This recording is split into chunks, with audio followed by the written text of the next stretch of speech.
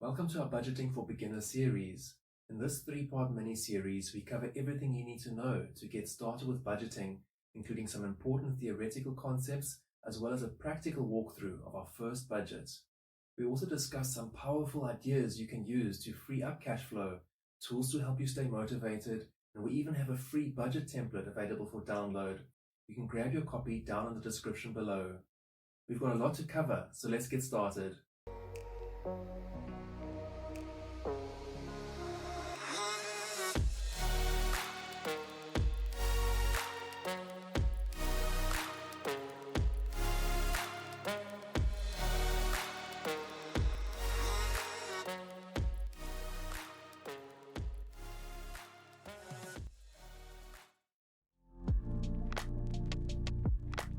It's never been easier to spend more than you make.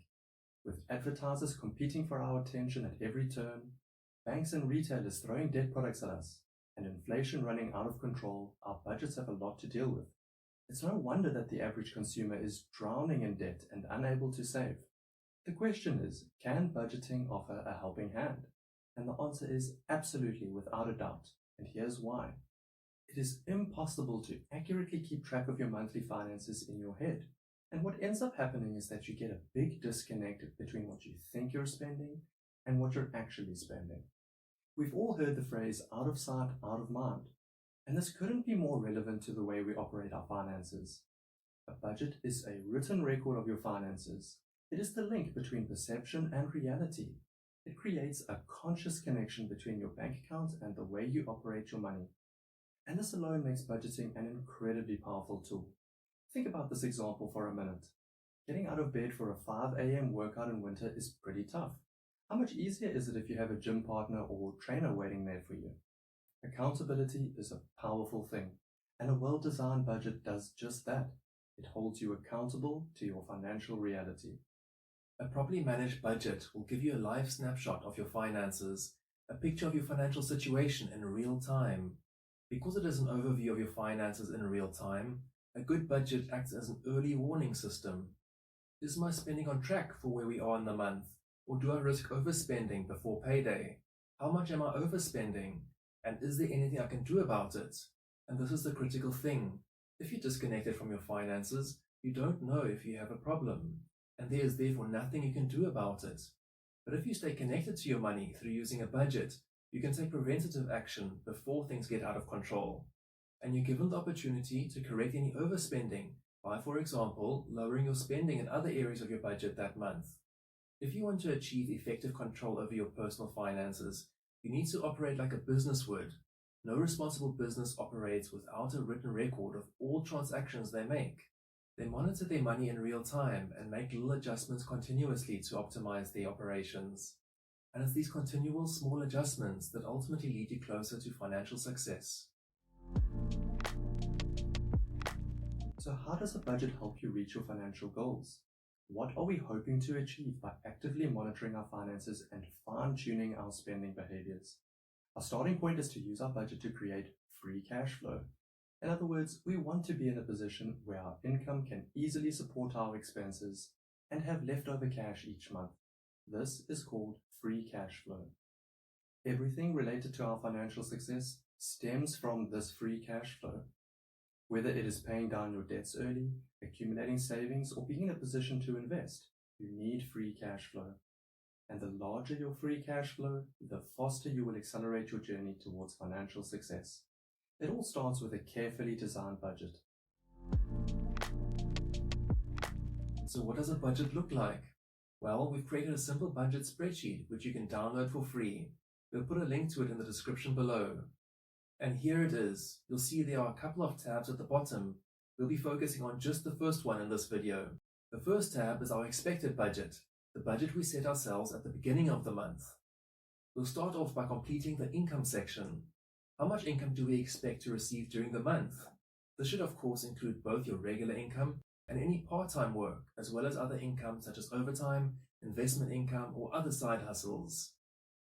Next, we obviously need to complete all our expected expenditure for the month.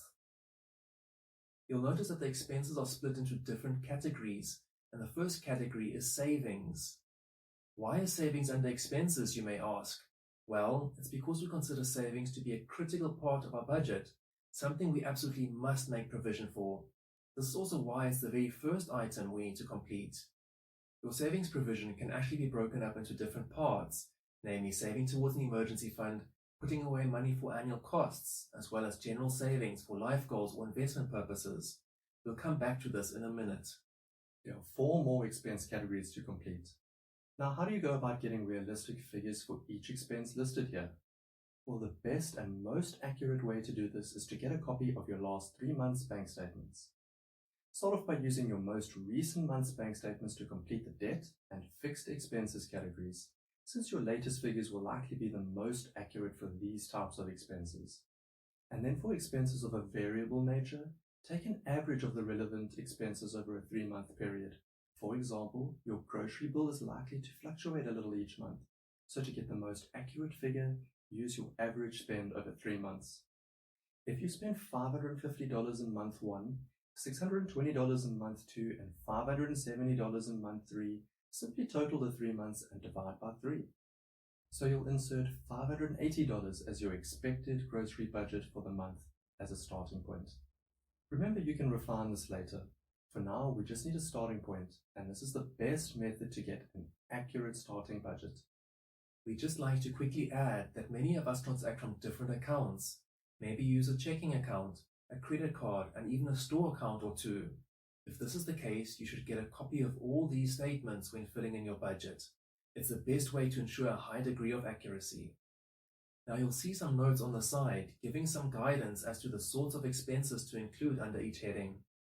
But you can allocate your expenses to whichever category you feel makes the most sense to you, as long as you're consistent in doing so. The most important thing in completing this process, however, is to not leave anything out. Be sure to include all your spending transactions so that your budget is accurate and complete. Once you're done, you'll see your total expected monthly income and expenses reflecting in the box at the top. What we're most concerned about is the expected difference figure. Are you in the green or in the red? If you're showing a green surplus cash figure, well done. You may want to increase your savings provision further to allocate this free cash flow. Now, if you're showing a red negative cash figure, this means that you're overspending and your budget is not sustainable. How do you fix this? First, double check all the figures you used are definitely correct. Next, you're going to need to take a critical look at which categories of expenditure you can reduce. We recommend starting with the non-essential variable expenses, such as entertainment or personal spending. These are 2 areas which most people often overspend on, and are fairly easy to reduce. How else can you bring your budget in line? During the process of going through your bank statements to complete your budget, you may also have stumbled across some unnecessary expenditure items, such as old subscriptions you no longer use. If this is the case, obviously go ahead and cancel these immediately, and then update your expected budget accordingly. There are many other ways to close the gap between income and expenditure, and we'll discuss some more ideas later in the budgeting series. What you definitely don't want to do, however, is reduce your savings provision. Remember that your budget may not properly take into account certain once-off or annual expenditures you may incur. And we all have annual expenses that we know are coming, such as a car service, birthday gifts, or an annual license or membership fee. Since we don't incur these costs every month, they may not be reflecting on your last 3 months' bank statements. But if you don't make some sort of provision for these annual expenses, you're guaranteed to go into debt to pay your bills because they'll push you over budget in that month. And that's just talking about known expenditure. Annual costs are expected. What about unexpected expenditures, such as an excess or deductible on an insurance claim, or perhaps an emergency hospital visit? Making provision for an emergency fund is essential to operating a successful budget. This is why it's so important to save as aggressively as possible. Remember that saving is about the accumulation of future certainty.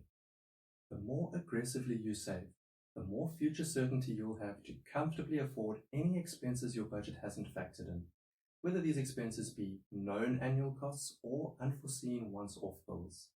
Think about it. Without an emergency fund, you're immediately on the back foot if you have any unexpected expenditure at all. And if you're operating your budget right on the edge, as most people do, your only option will be to go into debt. And this is a compounding problem. The debt puts more strain on your monthly budget, which reduces your free cash flow and your ability to save, which means you use more debt when you have another emergency, which means your budget is now under even more pressure. And so the cycle continues. You need to get ahead of the problem. Focus on freeing up your cash flow. Prioritize that emergency fund. You do this by always having a healthy saving provision in your budget. It's the first expense you should be paying each month. Your peace of mind depends on it, and for that reason alone, it's worth giving your saving strategy the respect it deserves. See you in part 2 of this budgeting series.